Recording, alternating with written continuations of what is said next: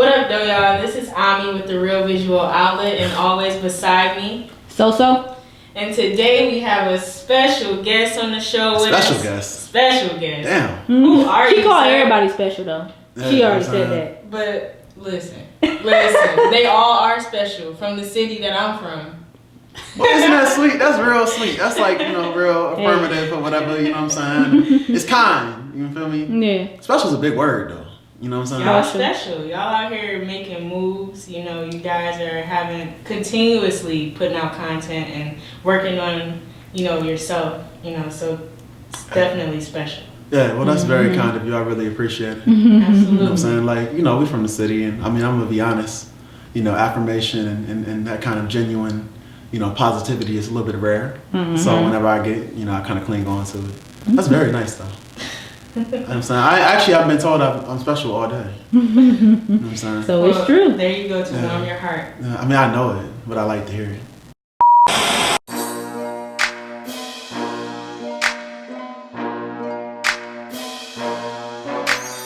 My name is Alexander, Alexzander.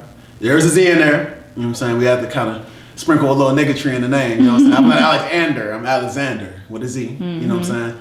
My Instagram is what's up AZ, and that's what's up Alexander, AZ Alexander. That's what you can call me. That's what everybody calls me, and it's really a vibe. I do neo soul, R&B, alternative R&B. I kind of do it to whatever inspires me. So if the sound inspires me, I got like a punk rock, post punk song where I was screaming and yodeling and probably scared the shit out of y'all. Because I'll be honest, I love my people, but we don't have a tolerance as a whole. Most people don't have a tolerance for that kind of shit. Like, I'm telling you, I went to an event a couple weeks ago, and it was an eclectic event, different kind of artists, right? And it was like, and I love my sisters, you know what I'm saying? But I feel like y'all like calm music, because y'all are very peaceful, and y'all like that kind of shit. Y'all like when a nigga singing, if he rapping, you know what I'm saying? Y'all like that kind of shit. Y'all can get with that. Nigga, that boy got on stage and got the, yeah!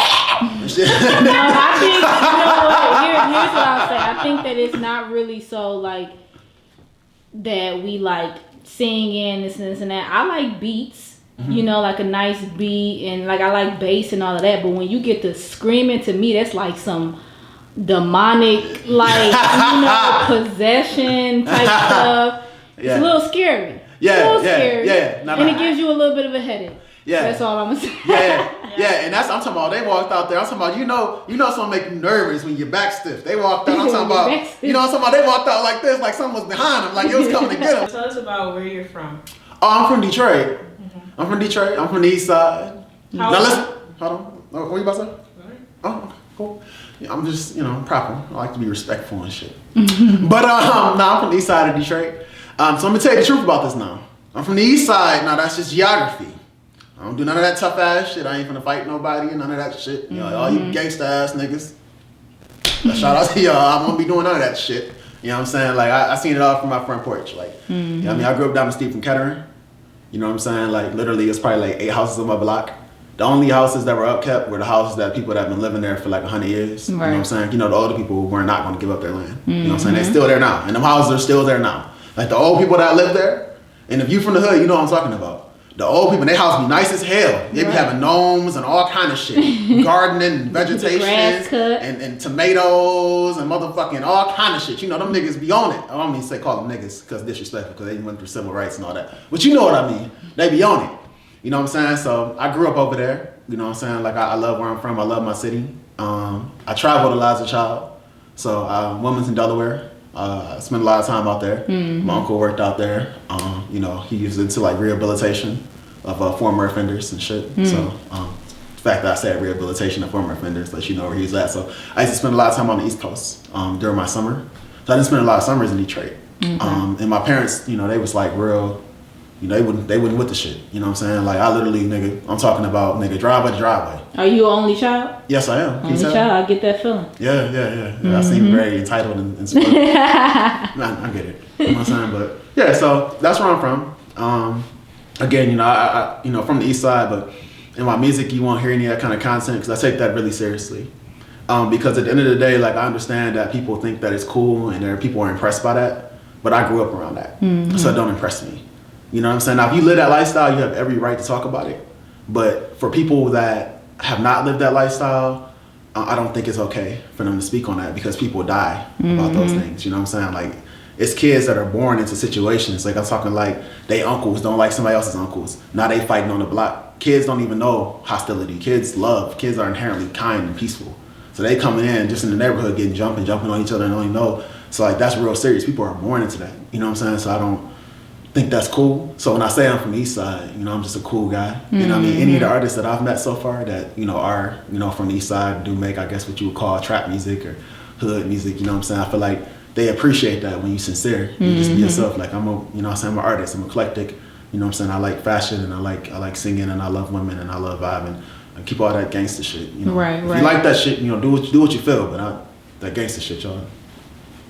Yeah, I think all that fake stuff, you know, that's old news. I think people more so like for you to be real and be true to yourself. So yeah. And it's rare for you, especially being from Detroit, a male from the city, East Side as well. You know, to express your true self. You know, so it's refreshing. No, I really appreciate that. You know, because I mean, if you look at my, you know, I'm kind of got like, you know, got my, you know, you can kind of see it. You know what I'm saying? Kind of rugged, I guess. You know what I'm saying? But yeah, I keep all that tough ass shit. I ain't fighting nobody, none of that. So I pay too much for my clothes. So, not to say I'm balling, but I mean, shit. If I rip a t-shirt that's $20, I'm gonna be mad, to be honest with you. We recently saw a photo of you when you were younger with the mic singing. Really?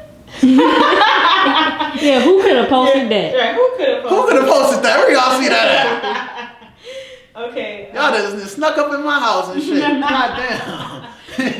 Actually, I used to make music when I was a kid, right? I wrote a rap song at like 4. And then I actually modeled as well. But I felt like I wanted to be, well, my parents, they wanted me to enjoy a regular hookup, you know what I'm saying? And then on top of that, like, I wanted to be like a regular kid. You know what I'm saying? I didn't want to be like doing pageants and shit like that. Like, I wanted to play football and basketball. So I kind of like veered off into that. My senior year of high school, I took a journalism class and I was transferring schools to play football. I had to get art credit, you know what I'm saying? And I had a teacher by the name Mr. Allen, great guy. He had me write poetry. And I was writing this poetry and then it sounded like rap. And I was like, oh shit, okay, I got something here. Performed it, people liked it. And I always said I could do it. But at the time, like, music was just in a weird place. Like, you know, I'm older, I'm like 24. So y'all remember that era of like snap music, and not saying anything's wrong with that, but I was like a real boom bap, Tribe Called Quest, ATQC. You know what I'm saying? Like, I was listening to that kind of shit in the old school, you know what I'm saying? So I just felt like the kind of music I wanted to make, there was no avenue. But then once I seen certain artists, you know, make it, you know, the guys like Kendrick and Big Sean and Miguel and all these eclectic J. Cole's and all those good guys, you know, Gabriel Forte, A$AP Rocky, kind of let me know, hey, you can do what the fuck you want to do. But at one point in time, y'all remember that shit. Remember the ringtone music. Remember that shit. You know what I'm saying? Which is much better than a lot of the shit that's going on now, though. But yeah. So that's how I knew. It just kind of happened. I started singing by accident. Just in my living room bullshitting. It sounded good. I recorded it on my phone.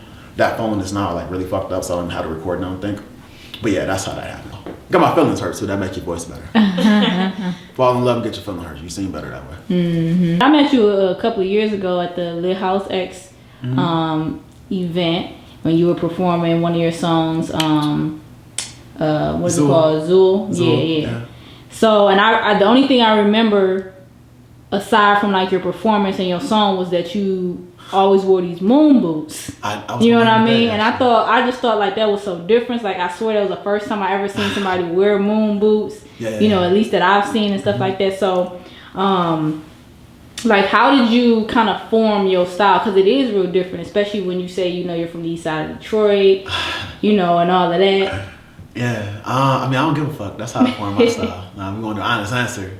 You know what I'm saying? And just being free, I think, you know, style is expression.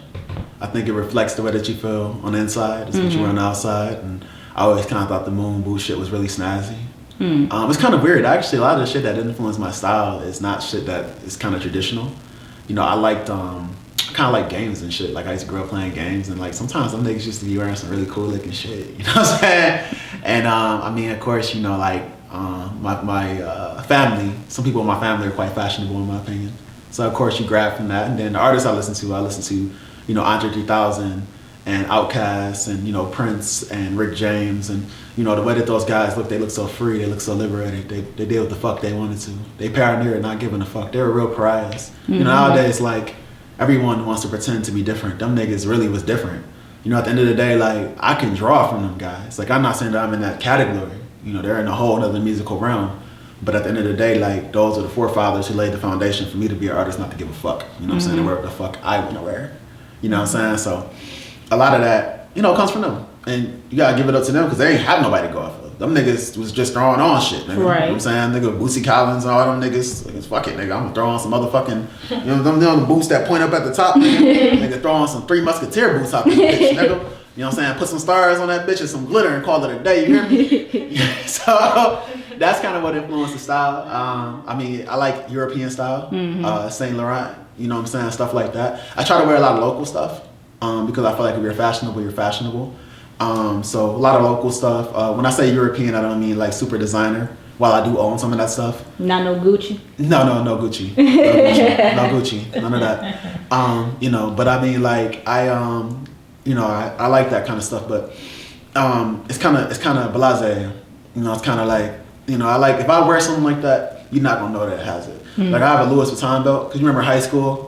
You know what I'm saying? We were all the same age. Remember the guys used to tuck their, I'm talking about, they used to tuck their white beater in their shirt. Nigga, I'm talking about, gotta show the buckle. I'm talking about, if it was a big nigga, I'm talking about, if it was a big nigga, he was tucking his gun in that bitch. He wanted to make sure you knew.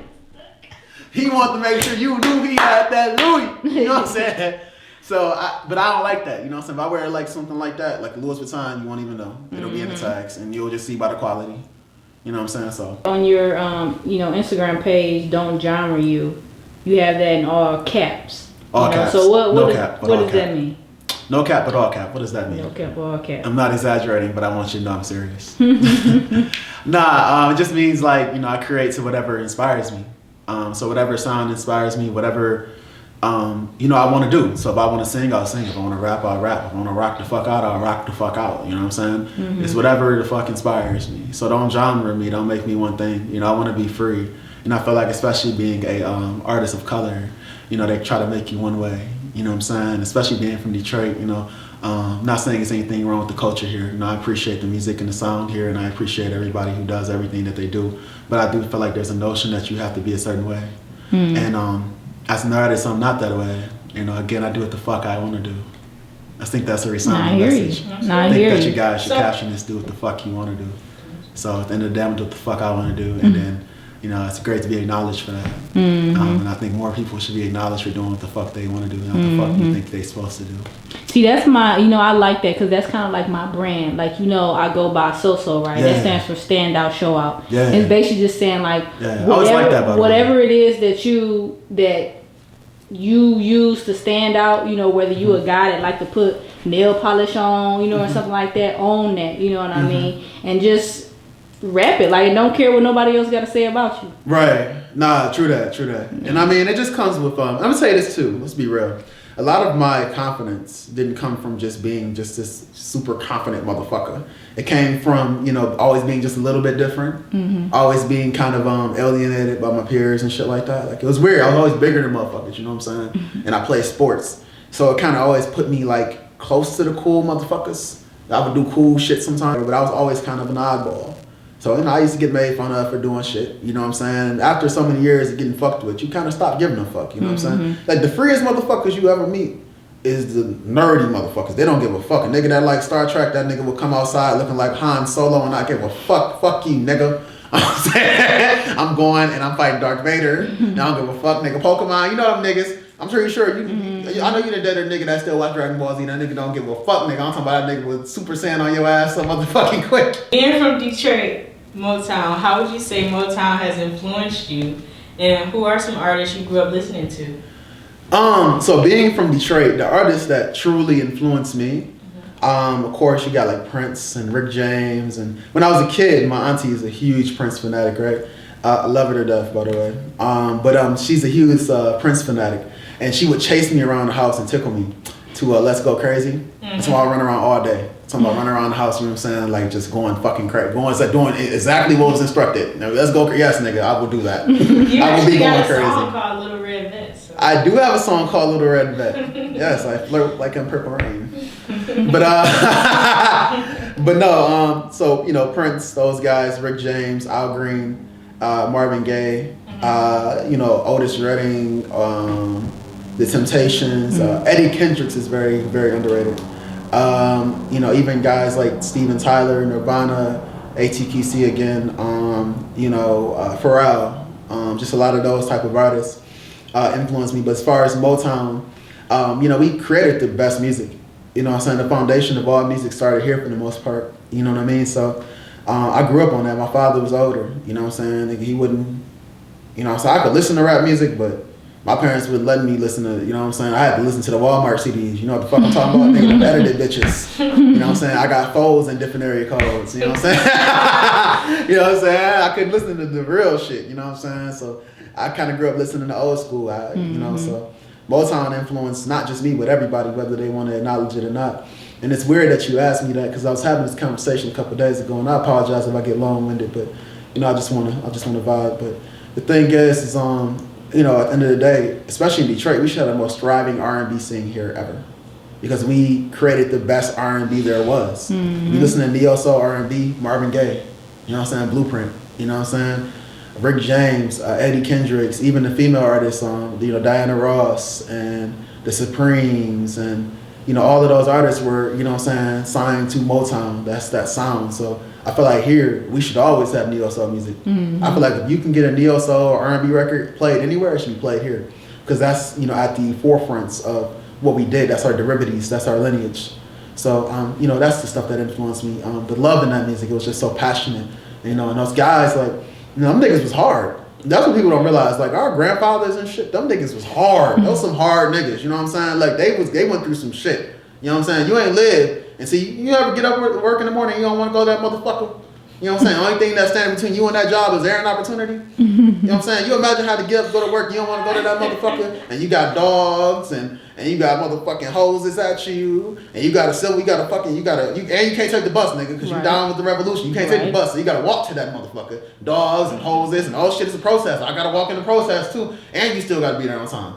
You know what I'm saying? And they paying you chump change, nigga. Them niggas was tough. So they was going through all that, making all that beautiful, amazing music, and not being sad and uplifting, and you know, even the way they talked about women. Some of them niggas was pimps and all kind of shit, and them niggas could admit that they was in love. Not saying that, you know, not glorifying that culture, but I'm saying them niggas can admit they was in love. So a lot of these niggas nowadays, they, you know, and this, that, and the third, and fuck these, and boy, if you don't get your little sad boy ass the fuck out of here, you know what I'm saying? Like, so just the love in the music is important to me, you know what I'm saying?